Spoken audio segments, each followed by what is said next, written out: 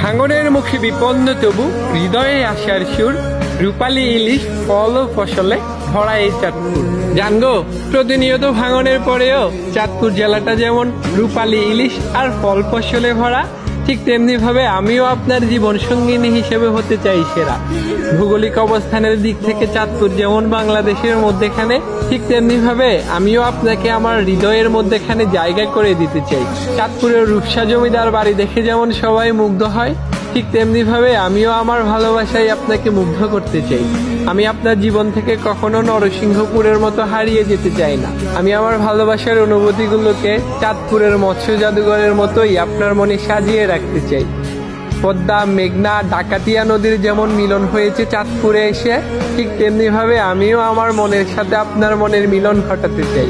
আপনার মন খারাপ হলে আমি কখনো লোহাগড়া মঠ আর অঙ্গীকার ভাস্কর্যের মতো নিশ্চুপ দাঁড়িয়ে থাকবো না, বরং চাঁদপুরের অভিনয় শিল্পী দিলদারের মতো আপনাকে নানা কৌশলে হাসাবো।